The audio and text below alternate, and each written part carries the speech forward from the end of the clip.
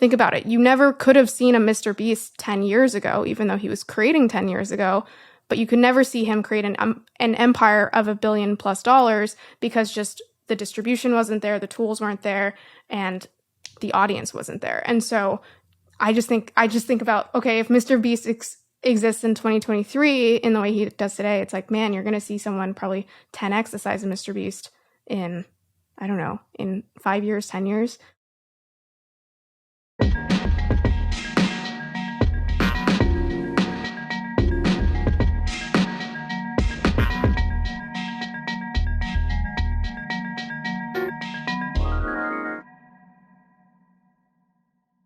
Today, I'm talking with Steph Smith. This is the second appearance on this podcast. Formerly was called Reimagine Work when she was on it. Now the Pathless Path podcast. We're going to be exploring her path a little bit, but if you want to dig in more to her background, digital nomadism, traveling around the world, balancing side gigs, creator experiments, and full-time work, that last episode, definitely check it out. Today, we're going to talk about a bunch of different topics I'm excited to dive into. I know you're a big fan of making lists before you go on other podcasts, so I did the same with you. And I have a number of things around money, how you have navigated a podcast with your partner, weddings, marriage, the creator middle class, all these things. Welcome back to this podcast, Steph. Thank you. It's so great to be back after a couple of years. Amazing. Yeah, and this is one of the cool things. I'm excited to sort of keep bringing back people and seeing how they're evolving along the journey. Yeah. And so one question I've added since you came is this first question, which is the only scripted question I'll have, which is, what are the stories you grew up with around work? Oh, around work? Well, so my family was maybe not like other families. We only really had one income, which was my mother's. So that's a little different. So I grew up in an interesting environment where I saw both how someone could live a life not working, which was my dad, but then also see the pressure that someone has when they're supporting a family. And so I think I grew up in, it's not like we were poor, but definitely a household of scarcity where, you know, I didn't know if I could buy things. And I really was motivated by this idea of eventually unfettered wealth. Now, that doesn't mean becoming a billionaire, but even just simple things like the idea of, if I go to the mall, and this was really a goal of mine, if I go to the mall, I can buy ice cream without thinking about it, without thinking about the $3 or whatever and how that would hit the bottom line. And I'm just going to wait for the train to pass. It comes every podcast. This is the Pathless Path podcast. We roll with the... That's a good point. Yeah, the train is part of the path. This is part of the experience. So I guess I'm almost like evolving the question into a conversation around money, but I really feel like that's integral to my relationship with work, is understanding that it can shape the way that you think about life around you and what you can spend and what you can do and the opportunities out there. And so I grew up really fundamentally believing that if I work hard, which I've chosen to do since, then I can reshape my life and maybe live a different one than I did growing up. I think money is so intertwined with work, and it's sort of the unsaid thing that drives a lot of people's relationship with work. And I think it was interesting for me becoming self-employed to realize how many unquestioned scripts I had around money. Yes. And I saw this chart floating around yesterday. It was showing people's incomes in entrepreneurial or self-employed work mapped almost 1-to-1 to what they used to make in their jobs, which sort of says like there's almost this gravitational pull to money. We only think we can make what we know we can make. I'm not phrasing that perfect, but I know what you mean though. It's like it's such a driving force, and I think it's also a little taboo. A lot of people don't like to say they're motivated by money. But to your point, even when people go solo, where you have a lot more freedom, where you don't have to tether to the same amount of money or the same goals, a lot of people still end up gravitating back towards a lot of the same goals because I mean, money motivates, and I think it motivates sometimes in a very underground way, as we've already talked about, or it's not front and center where you're talking to your friends and you're saying, I want to hit this exact number, but there probably is something in the back of your head that's motivating you to do certain things. Because trust me, if that motivation wasn't there, I think a lot fewer people would be working as hard as they are today.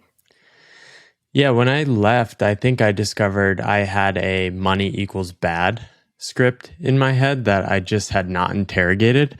Mm-hmm. And if you look at my income in the first few years of working on my own, is very low. And I was diving into the gift economy, and I just had all these frames around money being bad. And the truth was, I just hadn't found work I enjoyed doing, right? So it's this really complicated give and take. When was the first time you found work you were excited about doing?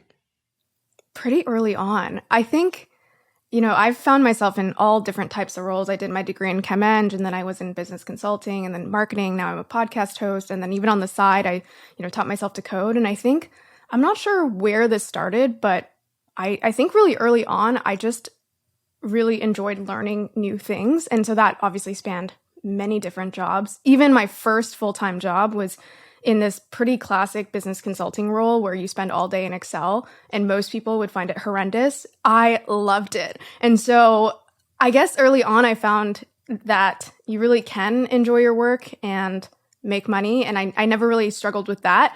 But I did struggle with, I guess, figuring out what path that would take, because ultimately, when you like so many things, there's so many different jobs that you can take on. But I do think it's important that a lot of people, to your point, they go down a path and then they don't like it, and they realize, or they don't actually realize, that you can have a positive experience with work. It doesn't have to be this trade-off of, I'm going to give my time towards something, I'm going to hate it, and I'm going to get money in return. When was the first time you reached ice cream freedom? Oh, well, so I would say the day I reached ice cream freedom, because, ice cream freedom is different to everyone, right? Like some people who have negative $5,000 in their bank think they've reached ice cream freedom. But I always had this kind of tumultuous relationship with money. So for me, the day I reached ice cream freedom was the day I had $10,000 in the bank, no debt. So that actually happened. I did that business consulting job for a year after school, and I actually lived at home for that year. So that year I was making, I think, 60,000 Canadian dollars, which was, it's equivalent to 50,000 American. But that year I lived at home. I didn't really travel very much or at all. I had one trip to Europe. And the whole year, because I was so focused on this transition of scarcity to some sort of financial stability, I checked 5,000 Canadian dollars that entire year. And then I used the rest post-tax to pay off my student debt, which I think was around 30,000 Canadian dollars. So less than a lot of people in America. But for me, that was a really defining point to be like, I'm no debt. And I also, by the end of that year, I think I had, like $5,000 or $10,000 in the bank. Yeah, I grew up with this fear of debt. And I similarly aggressively paid down debt after I had it in grad school. I luckily had scholarships for undergrad, and I'm a bit older, so college was a little cheaper. But how long did it take you to shift away from that scarcity? Like, it seems like so many of there are a lot of scripts around avoid debt, save money, but there's no like playbook for how to like shift to a more abundant mindset. How long did it take you to start seeing possibility?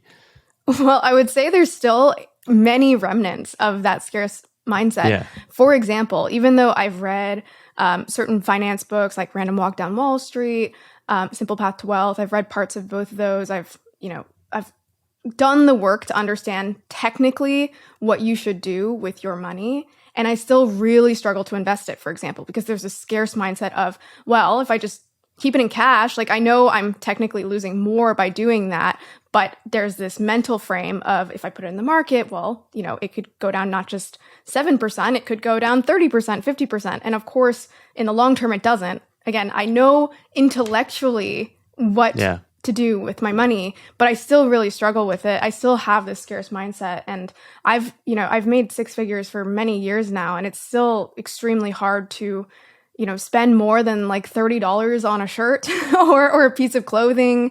I still will find myself searching for flights. And I used to, especially when I didn't have very much money, I became this like flight maestro. I would go into Google Flights and find kind of like what something like a Kiwi might do today, but I was doing that on my own before Kiwi existed. And I still find myself doing that, trying to really like maximize, or in this case, minimize what I'm spending on flights. And so I don't know. I really think that the relationship that I have and many people have with money is ingrained from so young that I guess the way I'd put it is I spent when did I get out of debt? 21, 22?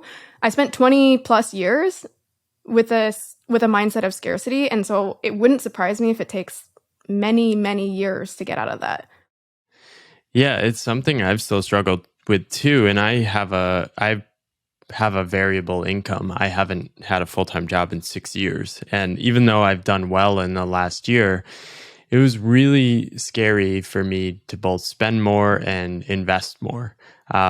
So in my first couple of years, I cut my investments to zero, and I was making like 25 grand a year. And to me, it was like cash is freedom. Cash yeah, is exactly. my ability to continue on this path. And like, I never wanted to go back. So I think there was some value in that. I saw this thread from Calvin, which was awesome. It was the 5 kinds of wealth, I think, from a job. And one of them was like freedom wealth, I think. I might be getting this wrong.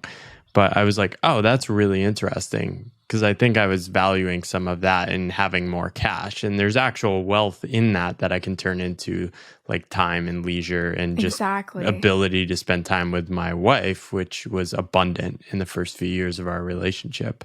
Yeah. I mean, as we've talked about, money is such a mental thing. So even, for example, if you look at insurance on something you buy, if you do the math on that, insurance is actually probably not a good idea. These insurance companies take the delta between, what they're paying out and what they're getting in. And ultimately, you're probably losing some money in that game. However, I still buy insurance on tons of things that I probably shouldn't, because it's that like mental, it's that mental offering for me to say, okay, even if I break this, if I lose it, etc., then I'm better off. And even if I have to pay a little more for that, I actually like that. And some people think it's silly, and that's fine, and they don't need to buy insurance. But for me, I think because of my relationship with money, and almost like loss is more impactful than gain, then I'm actually okay with it. Yeah. Well, what's the most uncomfortable purchase you've made in the past 5 years? Oh, man. Most uncomfortable purchase. Well, that's the thing. I don't buy anything nice because not only am I cheap, I also break things and lose things a lot. So I don't trust myself. I mean, the most expensive things I own are technology, right? So like a MacBook. I bought a drone the other week, but as I said, that drone came with insurance. So even if it breaks, flies away, etc., I'm covered. I bought a camera for $1,000 last year. So those are the only things. Like, I really can't get myself to spend more than $100 on really anything else. Yeah, I've gotten better at this. Early in my path, I remember I was going to create a course. This was 2018, and I'm standing in the aisle looking at this like 1080p camera and a 720p camera, and it was like $40 more. And I'm like, oh, I can't do this. And I bought the cheaper camera, and it was the stupidest. It's so obvious now that like you should just spend more to raise the stakes on yourself. And that was kind of the unlock for me. And now I'm a bit reckless, and I've actually tapped into, okay, how do I buy something that's like fancier to jumpstart my enthusiasm or curiosity, especially if I'm like already down the rabbit hole. So like nicer camera, DJ equipment to like, that's awesome. Get more into those things. But I still have a hard time buying anything else. I just bought an e-bike, which I saw you Oh, yes, I did buy said an was your e-bike. top purchase from last year. How much did you spend on an e-bike? $1,000. I feel like there's this cognitive limit for me where it's like $1,000 on something important. I can do that. But there are e-bikes for, $2,000, $3,000, $4,000. You can really go for it. But I went for the Rad Runner, which is, I think it's gone up, but when I bought it, it was around $1,000. Yeah, mine was about 1,200, and I saw the 3,000 ones, and I'm like, I probably will value this and appreciate it because I love bike riding so much. And since I bought the e-bike, it's amazing. I love it, and it's like something I love. I should have done it a year ago, but I don't know. These things are just hard. Is it Totally people like us who do the digital nomad thing and like price cash as freedom? You think? I mean, I think so. I'm sure you've done the calculus of, okay, well, if I don't buy this, that means I could live in Bali for X months or whatever, or I could retire this many years earlier living here. I mean, I've done the math on all of this. And so, yes, I do think that plays a role. But I mean, another thing to just consider, it's a very, very simple framing, but Ramit Sethi, who does I Will Teach You to Be Rich, something that's resonated with me, he has a podcast and he always says, like, no one teaches you to spend. Everyone, when you're growing up, especially if you're living in a scarce environment, like everyone teaches you how to save, and it really gets ingrained in you after 20 plus years. And when things fundamentally shift, as they have for me, at least financially, no one taught me how to spend. It's really, it's something that there's so much resistance to that it's inertia, right? Like I need to literally be forced to spend sometimes. And Cal, my husband, is actually really helpful with this because I have gotten a little bit better where he's like, why wouldn't you spend, as you said, like $40 more to upgrade something? Or why wouldn't you just get the appetizer or the meal that you actually want? And so over time, I'm getting better, but it really does take like relearning that skill. I think there's things in American culture too. We're just brought up that we're always going to be at the like potentially ripped off. Yeah. Right. It's like never get ripped off. I don't know why I'm supposed to think this, but it's in my brain. And the reality is you do get ripped off being in America. Like people are trying to take advantage of you. If you have to deal with the healthcare system, you will get screwed. But it's not a fun frame of mind for anything else that is good in your life, right? It's such a trap. Yeah. And it can really just take over your brain when you really could be focusing on other things, like if you're planning a wedding or if you're going on a trip or if you're, I don't know, just trying to enjoy life, what you've earned the money for. And then if it's really all encompassing, it can ruin things like that. So it is something that I'm actively working on. It sounds so silly, but I'm actively working on how to learn to A, spend, and then B, just focus less on money, have money be less of an all-encompassing force in my life. So why do you think people should share more about what they're making and how they think about money? Well, I would say that, so I mentioned this before, when I started in the workforce, and I had a pretty good degree and I think had one of the better jobs, at least coming out of my college, I made $50,000 US. Shortly after that, I joined a company, and that company, I made a lateral move in terms of what I got paid. So I also made around $50K American. And for me, that was when I was going fully remote, and I was stoked. I was like, okay, so I get to make just as much. And by the way, I'm Canadian, and Canadians just, the salaries there are lower. So for me, I'm like, okay, great, $50K. I get to travel. I get to live wherever I want. And the job I was in, I was on a team with two other people who were doing the exact same role, and they were getting paid more than double what I was. And I didn't find this out for a while. I kind of had a sense for, a year or so as I was getting paid less, but I didn't know how much less. And so that was one input. And then later on in my career, I also got access to be a manager, and you just see so much more. You get to see what tons of people are making. You get to see how people negotiate. You get to see also the different types of value that people bring to teams and organizations. And it's really illuminating. And I guess what I'm getting at is for the first, I'd say, 2 to 3 years of my career, I was just so blind. And I was blind because I didn't have information. I didn't know what I was worth, but I also just didn't know what people could be worth. Like when I was paid $50,000, it was completely out of my reality to think that someone in a similar role could be paid over 100. Like that just wasn't even on the table. And since then, it's also been mind-boggling to be like, oh, actually, like tons of people get paid much more than 100,000. They get paid 300,000. They get paid, even more than that. And I think that you're seeing some pay laws come out, which is interesting, where people have to state ranges when they post jobs. But I just think it's important for people to know what is out there, as simple as that sounds. And I really didn't when I was first starting out in my career. And so I think it's great when people are willing to share. I know there's a taboo, but I think one thing that surprised me was how much people make 5 to 7 years into a path, which is something no one talks about in college. Everyone is so fixated on that first salary, but yes. 65 grand as an engineer, right? You're an engineer too, is amazing, but 5 to 7 years, you might be making like 85. Exactly. Whereas if you start in sales, you might be at like 400,000 in some random sales job just because you're selling a really high price thing. And this is very hard to understand. And I wish more people did know about this.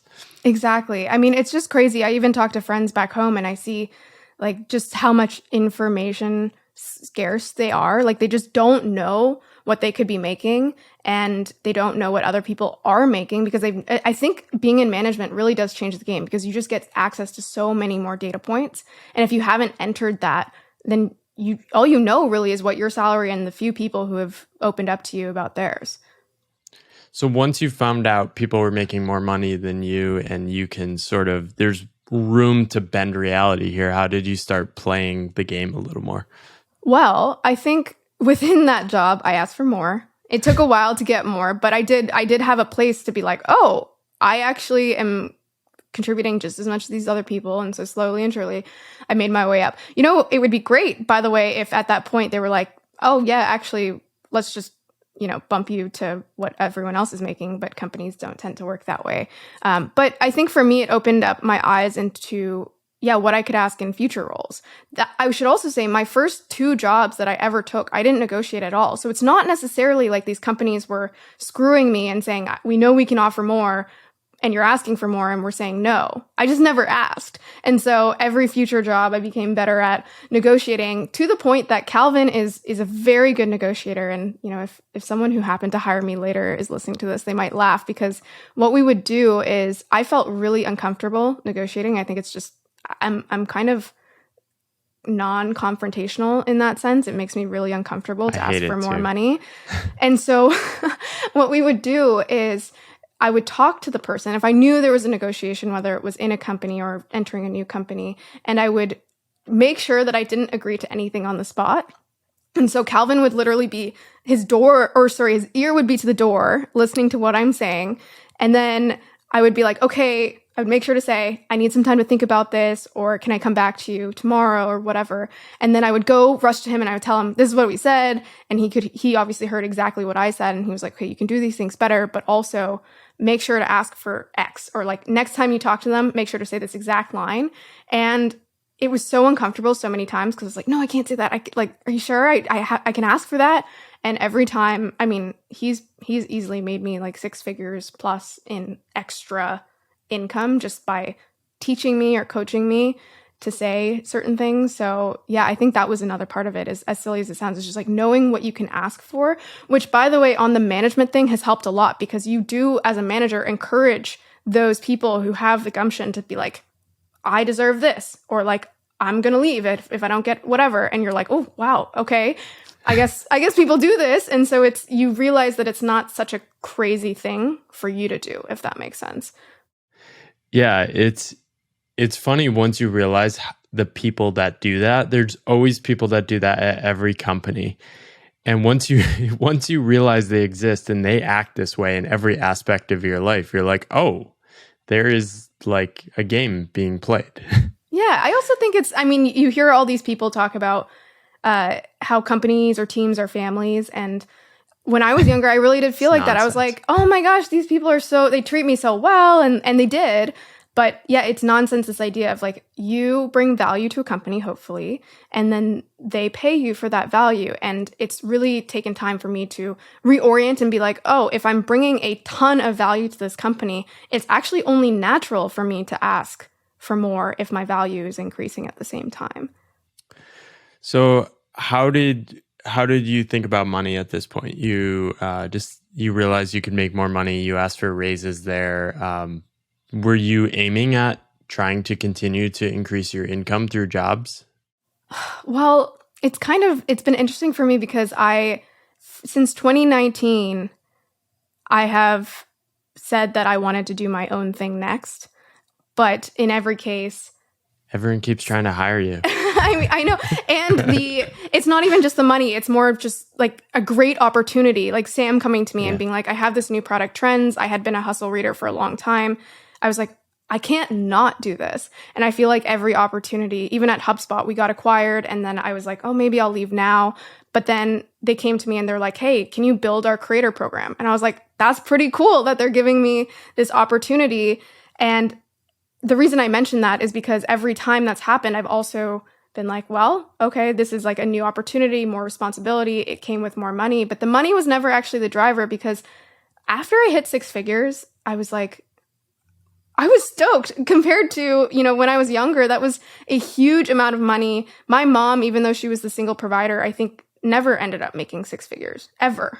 She spent 20 years at IBM and never made it to 6 figures. So for me, when I hit 6 figures, and it must have been like 2018 or 2019, I was like, holy shit. Like, sorry for swearing, but that was really the feeling of just, I made it. And so after that, even though I have continued to make more and more money with every job I've gotten, that was not really the motivation. It was more just, would I do this job? Maybe not for free, but like, would I do it for much less? Yes, I would. Yeah, I think you've done such a good job of doing that. I think I was sort of trapped in my career. I similarly was amazed at making 6 figures. I thought I had made it, and I looked around and everyone around me in my career world was miserable. They wanted more. They felt they were underpaid. And so I was just in the wrong environment, and I couldn't actually prioritize the work I wanted. I think you've done such a good job of sort of navigating your career around your interests. And I mean, how have you managed that? Have you gotten opportunities where they did offer you more money that weren't aligned, or you just keep, like, it seems like you're on this amazing path? Yeah, I would say I have received, especially, in the heyday of last year before things went downhill, like the number of random job offers I was getting. I was joking to Cal. I was like, wow, I should have known we were in this big bubble just by the sheer number of job offers. Content jobs? Or? Yeah, mostly content jobs, which, that's another thing is because of the way that I've built things online with my own following. A lot of people associate me with content. So those tend to be the majority of jobs, like, hey, come lead this content team, or hey, can you even, be like a content lead? And so, yes, I think, this is a very nice place to be. And I don't necessarily know how to instruct other people to build the same thing. But yes, once you're in a job that you truly love, that you're not inching to get out of, that gives you some sort of freedom to build things on the side, you can really build yourself up to the spot where you have optionality. And that's the best place to be, right? The worst place to be in looking for a job is in a rush, right? And so especially since the hustle, I've never been in a rush to find a new job. In fact, every job that's come has kind of come naturally. And yes, there were many opportunities that came through that maybe offered a little more money or were a little different, but it allowed me to say no to all those things. One, because I had time, but I would say also the other thing that now you've built too, which is, I'm sure you can speak to how grounding it is once you build your own projects and you have some sort of confidence around your ability to make money on your own, that feels like true freedom to me. Because even if A16Z fires me, even if no other company hires me from there on out, I feel confident that I have some sort of stability with my own skills. And so I don't need to depend on anyone else to give me an opportunity, which was certainly not the case earlier in my career. And so that ultimately has been, I guess, what has allowed me to be, really particular about what I choose to take on. Yeah, it's really wild. It's hard to communicate this. I don't think my former self would have even believed me if I was like, "No, it's worth it. It feels so good." Yeah. Like it's a different way of orienting toward life. Um, on money a little more. Did you have equity in the hustle as well? I had very little. But Sam made sure that in different forms, I obviously can't reveal too much, but like whether it was offers from HubSpot or other things, that he made sure that we were taken care of. That's cool.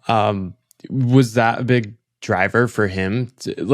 Mark Cuban has this thing where it's like the whole point of having a company is to like get all your employees rich. Like if you're not doing that, what's the point of making yourself rich?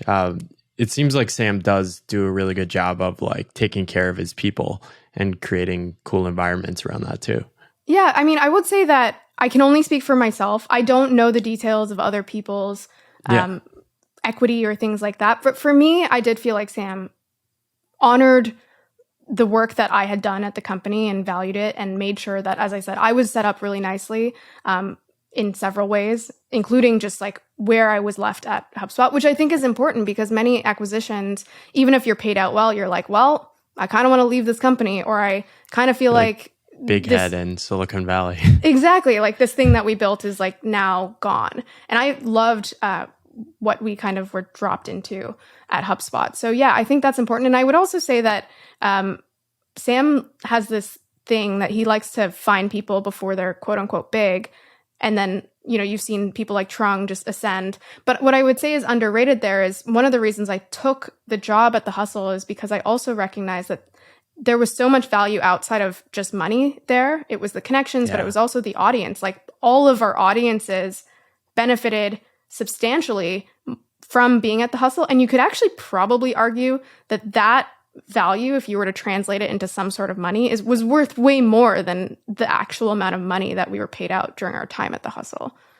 Yeah, what was in the air when you were working there? I sensed that a lot of people who succeed in the creator economy spend at least a few year period in like a battle tested environment. I think for me, it was strategy consulting and just like getting so many reps with an extremely high bar of excellence. Do you think that was sort of what a lot of people experienced there? Yeah, especially if you were on the editorial side, because so Trung, for example, for a period of time, we were a tiny team. When we were acquired, we were around 20 people, and I'd say half of those people were salespeople. So the editorial team was tiny, and for a period of time, Trung was writing the daily email, the full daily email by himself for like almost a year. And then I never was thrown into the ring quite to that extent, but for trends, we started with 2 analysts, 1 left. And so for a period of time, probably 6 months or so, I was writing the trends email every week, also mostly by myself. And so yeah, just that, as you said, like being thrown into it and being expected to hit an ambitious deadline. I mean, I could not have done the daily deadline like Trung, but having something that you have to do every single day or every single week and also put it out to a big audience. So you learn quickly what's working, what's not, and you learn to also not be precious with feedback or things like that. I think that was really important. And now I look back, you know, I'm sure you've had periods of this in your life where you look back and you're like, how did I do that? Because it feels so foreign and also not like something I could do today again. That's my book. My book feels really weird because I don't really know how it happened. It sort of seems like there's a certain amount of magic, but when you're locked into something, magic is like the only word I have for it. But it's built on this sort of bar of excellence I had for myself. Like, this has to be good. I'm driving towards this finish line. Well, how long did it take? 13 months. That's great. And, yeah.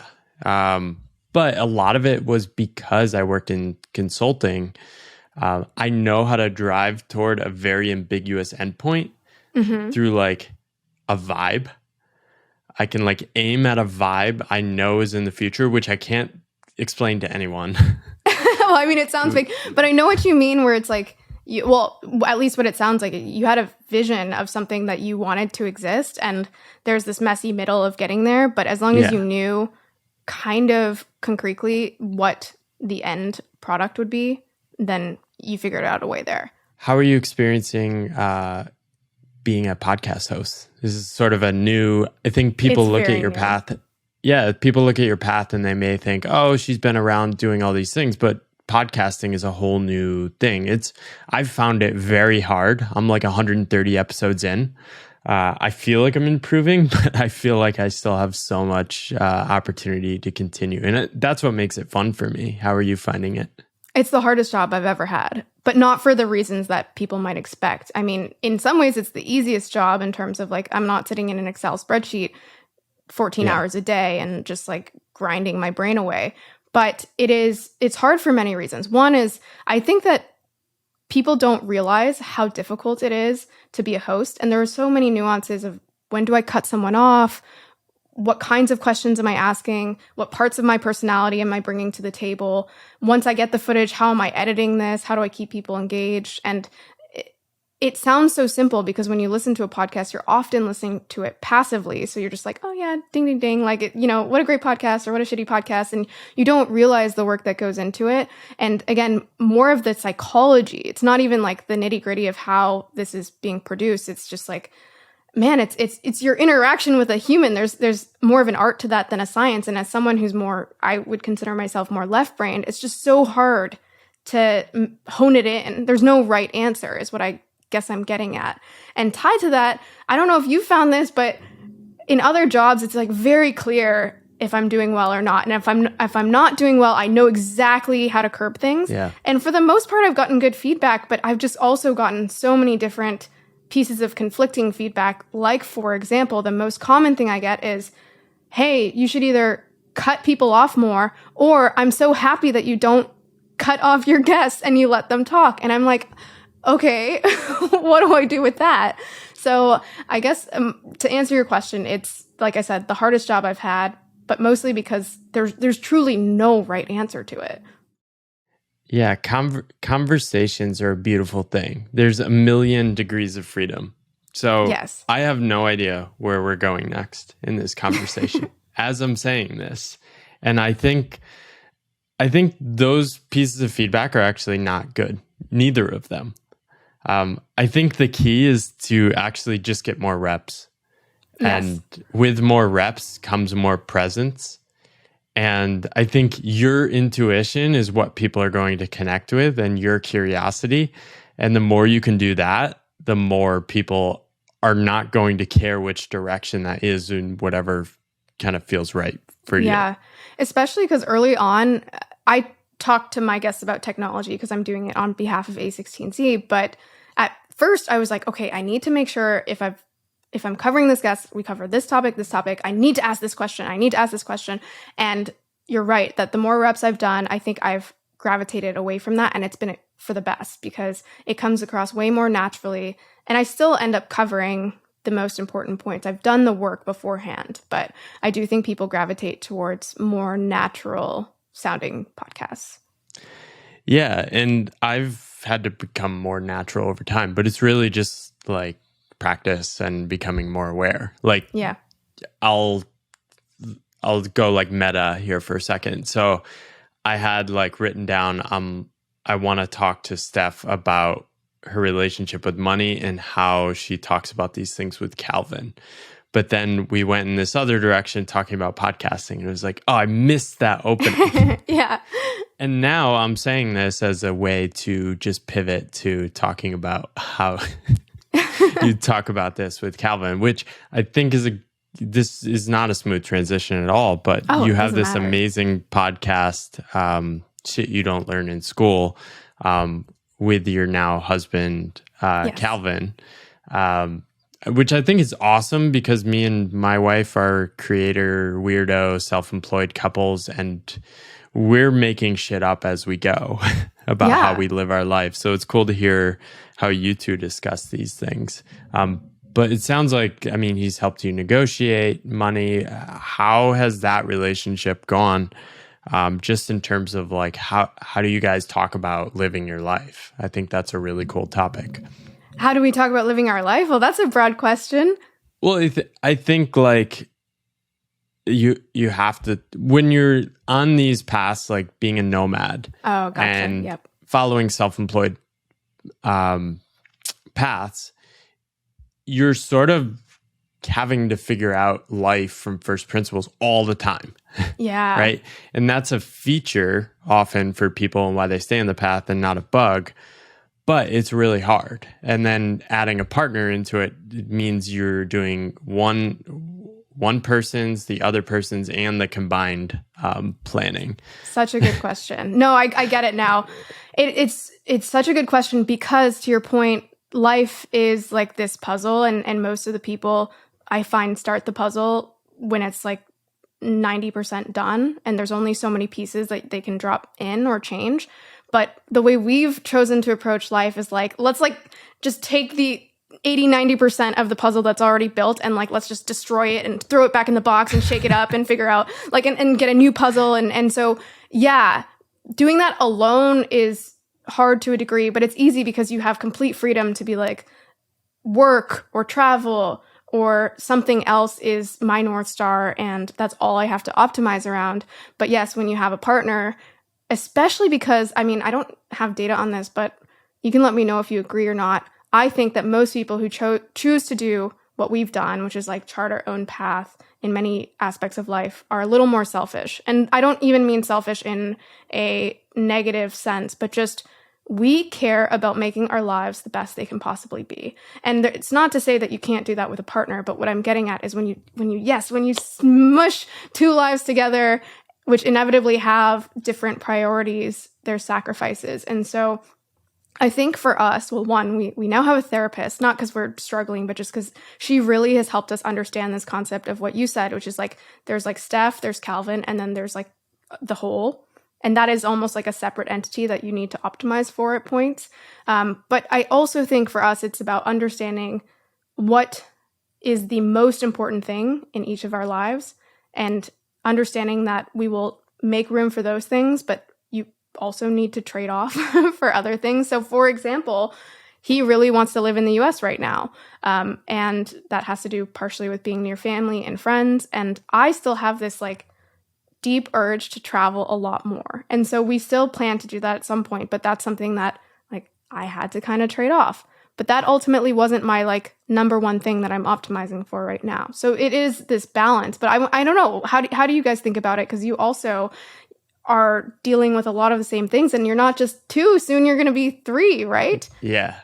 Yeah, it's hard. It's constant communication. I think one advantage is we opted into something that had no default path in the sense that we came from different countries.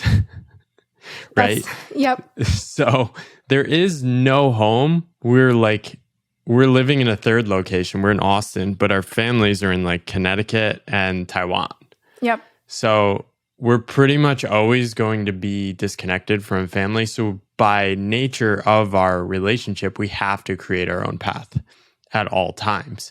But it does require constant reflections. I think we got lucky. We were talking last night and I was saying, I think we got really lucky that at the same time in our lives, when we were both ready for a relationship and we were valuing certain experiences in our life at the same time, we sort of met. Yep. And it was like just so lucky. If we had met at different periods, it wouldn't have worked. And it's really hard. I think we're in the US now as well. I wonder if like the longtime digital nomads are just like waiting out their time. But when I was coming back to the US, I was a bit nervous of coming back here. Like we're coming here so Angie can get citizenship, but also we found a lot of value in being around people in the US, in Austin especially. But Angie said to me, well, we don't have to pick a location forever. I was like, oh, of course not. We can keep reevaluating every year. But when you have like a kid, people project their scripts onto you and they assume you have to pick a location in a house forever. Yeah. Right. And one, I'm going to wait and see what my daughter thinks. Yeah, exactly. Like I'm going to see how she reacts to the world. And if she's very uncomfortable with change, I'm not going to like bring her on a full nomadic adventure. But I think a lot of like you, I just question the defaults people opt into. It's like, well, why do you have to have a house? people think you need to own a house when you have a kid. I'm not sure that's a legal requirement to have a child. It's definitely not a legal requirement, and I don't think it's a logistical requirement either. But No. yeah, it's just like I said, it's you have decided that like the 80% of things that people just assume have to happen, you at least question them, which I think is important. How have you dealt with acquiring more stuff? This is something I've been struggling with. We're acquiring so much stuff. Is there just like a natural gravity to America that forces you to acquire stuff? Yes. I mean, and I think it's not just America, but I do think it's especially in America. I mean, just think about it. I have my qualms with it's the things that we do with our time when we're in America are we go out to eat or go grab drinks or we buy stuff. Like that is, it's such a limited way to live. And I think obviously part of that's on us for choosing how we spend our time. But to your point, I think there's just like a gravity towards having Amazon Prime and just like clicking things at the speed of a button, or just in every like strip mall you go to grab a coffee and next door there's like a Target or a Lowe's or just like something to buy stuff at. And I think that it's just a phenomenon. We talked about it on the shit you don't learn in school, but it's so much easier to buy something and so much harder to get rid of it. And so I think ultimately that's why like we also have a home now. We don't own it, but we have an apartment and we're moving next week. And we're like, holy shit, we used to live out of one backpack each. And now we probably have 100 backpacks worth of stuff. And it's ridiculous. No one needs this much stuff. Yeah. Are you dreaming of a future reset of going back on the road and getting rid of your stuff again? In a way. And Cal is much better at getting rid of stuff than I am. But I think what I am capable of doing, because I've done it before, is what I struggle with is to like let me throw this one thing out. Let me throw this other thing out. But I can part with all of it. I'm actually quite ready to do that. Like I can't piecemeal go through it. But if one day we decide, hey, we're just hitting the road again, we're going back to Asia, I can just say sayonara to everything in my house and actually feel pretty good about it. Yeah, there's something in the air too. I just don't have the urge to like acquire stuff in Asia, but I feel like I need stuff in the US. I think one is just our apartments are, if you rent an apartment, it's empty, which is not the norm in most of the world. And you feel the need to fill the space. Exactly. Yeah, just something I'm struggling with. I just acquired a stroller and a car seat yesterday too. Yeah, just wait. Once you have a kid, you're going to get a bunch of gifts, all these toys, and yeah, you're going to have a lot more stuff. I have met minimalist parents though, so it is inspiring. There are other paths, but yeah, it'll be interesting. Have you guys talked about kids? We've talked, of course. I'm not ready for kids. I think it's great that you're having them. I want them eventually, but I don't know. Like I said, I acknowledge the selfish part of me that is not ready for kids. And I think I know everyone says this, but it's like there's just stuff I want to do before I have another human brought into the world. And again, recognizing that I am mentally not, I don't know, it's not so much like not giving enough, but just like there will be a time where my mind is more resolved about dedicating more of my life to someone else's. Yeah, I think it's been interesting. I think selfish is an interesting word. It probably describes me and Angie as well. We've been very protective of our independence, our passions, and ability to travel and explore our interests. But surprisingly, I think both of us sort of wish we had kids earlier. Really? A lot of people say that. And I'm like, oh man, am I making a mistake? But how old are you guys? I'm 38 and she's 34. Okay. There's a certain, I don't know, there's a magical power that's happened, and she's due in a couple weeks now. This past year has been the best year I've had working on my own. There's been an incredible clarity about what matters. I've become like wildly productive in terms of turning ideas into action, and I just don't waste much time.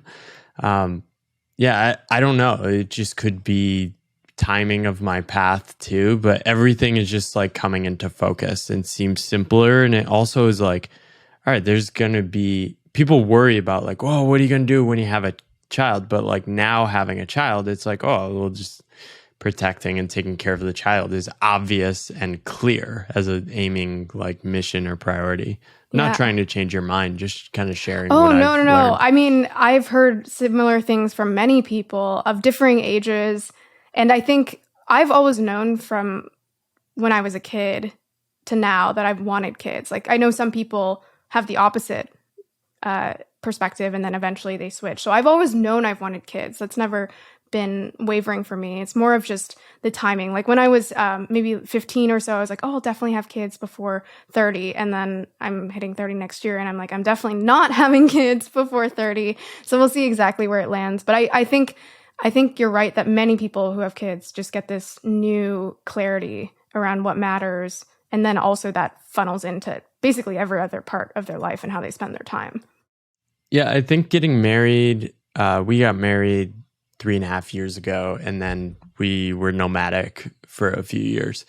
And we knew we wanted kids, so we spent a lot of time getting to know married with kids couples who were traveling around the world too. And I think that opened our mind a little more just to see all the different life paths people have. It's like, oh, you can just still be a human with kids. It's just that many people choose not to like. Many people choose like the sacrifice script, like this has to suck. Yeah. And I think that, to that point, a lot of people think that if you're not 100% optimizing your life around your kids, like every minute decision, then you're a bad parent. But I do think there's like, as you've talked about, like a different path where you can still prioritize your kids and their needs, but also prioritize a different kind of life for yourself. Yeah, the projection people have about kids is far beyond work scripts from what I've experienced. It's like people ask me like, how are you thinking about college for your kids? It's like, I'm not. College might not even be a thing that your kid wants to do or something that a lot of people are doing in 20 years. Well, I'm thinking about feeding them first. Yeah.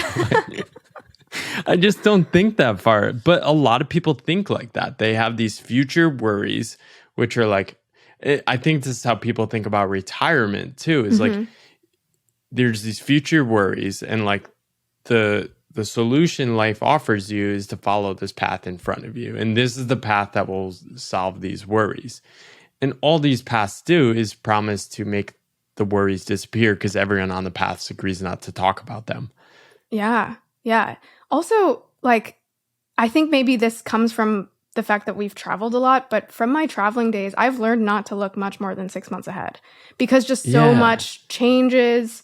And that's not just in terms of like, oh, you can't go to this country. It's like your job might be different, who you're with might be different. You might think fundamentally differently about the world. So yeah, I remember back when I was around 18 in college, I would have these like master plans of, okay, and then I'll do this and this. And I've just seen so many times that has just been derailed and often for great reasons. So it's just, I've learned from that not to forecast too far ahead. Speaking of not having a plans, do you think the key to awesome weddings is a short planning horizon? I think so. I think there's some saying around this, but it's like the best way to be disappointed is to get your hopes up, right? And I think that's exactly what happens at weddings. And last year, like many other people, we had this like massive wave of weddings from post-COVID. And I just went to so many of them and they were all really lovely, but they all felt like that, like a little bit of disappointment. Not from me, but as in from the people who spent years planning this event and having so much weight behind it and then it just being over. I think it's actually quite natural to be a little disappointed. And so not even speaking for them, but just the way I interpret the whole wedding industry. And so for us, we got engaged and for around a year after, we actually avoided planning anything, I think partially because we knew we didn't want a traditional wedding, but we also didn't know what would come in place of that, if anything. And then one day, Cal just was like, let's get married in Vegas in like 10 days. And then we did. And we actually ended up having friends come, which was nice. But it was so short from idea to execution, and also so little money spent. Just all of it was just very low bar, but that meant that there was so much room on top of that bar to get excited and to feel really great about it, to the point where on the ride back, because we drove to Vegas, the whole time we were like, whoa, that was like kind of surprised. Like that was actually really fun. It was really great, which is not the response I think most people feel. That's awesome. Yeah, we secretly eloped, and then we had like 3 celebrations with different parts of our family around the world, which was pretty amazing. And I think we still sort of wish we did some sort of ceremony, but still can. Yeah, I think we're thinking of like maybe we'll do a 10-year thing. And I do wonder, it's like there's so much celebration of the wedding. I almost feel like you should celebrate like the longer you stay together. Yeah. No, you're so right. You should celebrate that you've made it so far. Yeah. What other interesting loopholes have you and Calvin sort of exploited in terms of like how you're living your life? Oh gosh. I'm like, should we pull up our podcast episodes? I'm trying to remember what we've talked about. But yeah, there's like, I think we talked about money before. We have money rules, and that doesn't mean they're not as crazy as you think. But because both of us came from the land of the scarce, we have rules. Like, for example, if either of us wants to buy something under $1,000, like we don't have to check with the other person, which sounds like a lot, but because again, we're actually trying to encourage spending versus the latter. We do things like that. I'm trying to think what else we do in terms of our life together. Therapy has been a huge Have thing. You defined the question, what is your rich life, from Ramit? I think to a degree together, yes. And we actually have these like quarterly sessions, but they're fun. Like we have dinner, we like have wine, and talk about where we are in our finances and what we want to change, if anything. And every time we talk, it's not much we need to change, because I think for the most part, we're just trying to simplify right now. But yeah, I think we're at this interesting place in our life where we're still figuring a lot of things out. And we went from this age of complete unfettered freedom, and then we're trying to figure out what the next phase looks like, because we're not ready for kids, but we're also, I think, a little tired from that unfettered freedom. So we're trying to figure out how to balance some of that. Yeah. And how is your current situation work? Like, I'm actually just curious. Are you employed full time, or is it like a contract type thing? How much time are you spending on the podcast? I'm employed full time, if you'll believe it. But it's because right now I'm doing everything from preparing, researching, recording. I'm not the one editing, but I'm working with editors, cutting it up, publishing it, promoting it. And so we're hiring a producer right now, but it is actually surprisingly a full-time role. It's funny, in my whole career, any other job, I've never been asked that, but you are one of many who's like, is that a full-time job? I think it's just the title of podcast host sounds like it might not be. Yeah, well, I think there's all these new roles and paths for people. It's just like money, right? It's hard for people to know that you can aim at a thing if you don't know how it's actually structured and how you get into these things, right? Yeah. You can't just apply for your role, right? Like your work was your proof of work and like your past background. But I think there probably will be podcast host jobs that will emerge in the next 10 years. And you can sort of do your own internship by just creating your own podcast. Yeah, I mean, and I think that did play a role. I don't know how much, but the fact that me and Cal had our own podcast, I was helping HubSpot build their podcast network. And so, it's one of those spaces where, yes, there's not many people who have like 5-10 years of podcast experience because they haven't really been a popular thing for that long. But 5-10 years from now, there's going to be tons of people who are like expert podcast hosts, and it'll be interesting to see how those creative roles evolve, because today they are quite foreign. Yeah, how do you think about the emerging opportunities? I think one thing I've keep underestimating is how much this creator economy will grow and emerge and expand internationally, and all the opportunities that emerge and different like tools and software I can use. It's almost impossible to predict these sort of things that will emerge around the edges that will open up future opportunities. And like all I have to do is stay in the game. But I have a hard time thinking about like how to actually exploit or think about these opportunities. How do you think about that? Yeah, well, I mean, as we talked about, it's hard to imagine the precise opportunities, and I try not to look ahead and be like, 5 years from now, this is exactly what's going to happen. But I mean, there are certain macro trends. So one of them is the fact that just through the nature of technology improving our lives, many things that are related to our core survival are being abstracted, and they have been for centuries, right? Many of us don't hunt our own food. Many of us don't know how our heaters even work in our homes. And so by the nature of that, we live pretty awesome lives, and there is less need to do what people might say productive work. Now, I can absolutely see the argument that a lot of creators do productive work. They provide value to the world, but there is an artistry to the work that creators do, and that artistry is becoming more and more important as less people need to focus on, again, pure survival.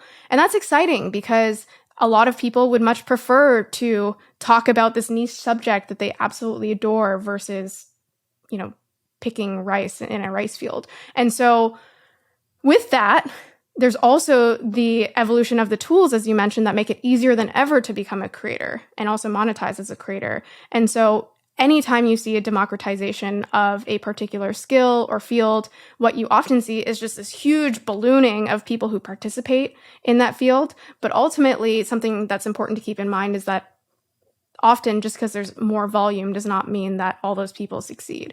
And so I do think there still is going to be a barbell between a bunch of people creating content just because they find it fun, and then some fraction at the top that reap a bunch of rewards. I mean, think about it. You never could have seen a Mr. Beast 10 years ago, even though he was creating 10 years ago, but you could never see him create an empire of $1 billion+ because just the distribution wasn't there, the tools weren't there, and the audience wasn't there. And so I just think about, okay, if Mr. Beast exists in 2023 in the way he does today, it's like, man, you're going to see someone probably 10x the size of Mr. Beast in, I don't know, in 5 years, 10 years. Yeah, it's a little weird too. I think I had a tripling of my income this year, which I've shared about and wrote about. All the details are on my newsletter if people want to read that. But it also has me thinking about, okay, what if that keeps happening? How do I think about my path? I don't need all that. How can I redistribute opportunity to other people? And how do I stay committed to my principles and values? I think that's one advantage of getting started in like 2017. It was just like really freaking hard to make money. So I had to learn like why all this stuff matters to me. Do you think things are going to get out of hand like that to like people that don't even expect it? Oh, you mean people making Just a lot more incomes. money than they? Oh, absolutely. I mean, that's the nature of, again, as more people come online, as more people participate in this economy, but also more people are the consumers of this content. Yes, it's not going to be evenly distributed. I mean, there's technology kind of inherently does this where it creates a bigger pie, but that does not mean that bigger pie is distributed in the ways that you might expect. And so, yes, I think there's going to be many creators who are shocked by how much money they make, or how this aspect of their career is just fundamentally different to what they encountered before. And I think that's exciting because like that is technology, is that exponential capability of reaching people. What do you think I'm underpricing my book? What's your price right now? It's $17.99. I'm pricing it like most other books. It's $9.99 on Kindle, $17.99 for paperback. I've made about $65,000 from my book, which is mind-blowing. And I'm self-publishing, so I'm capturing more. But I think you did some pretty interesting experiments selling your own book for a much higher rate. Well, that's the thing. I think it depends what your goal is, right? So I could see a book like yours, especially with how it's been doing. Like if your goal is to just reach a bunch more people with your story and your and the lessons that you've shared in your book, then I would say no. I mean, there could also be an argument where you literally give it away for free. I've seen people do that. I mean, yeah. I think ultimately pricing comes down to two things. One of them is like, what is your goal here? Is it to reach a bunch more people? Is it to maximize profit on this thing? Is it something else?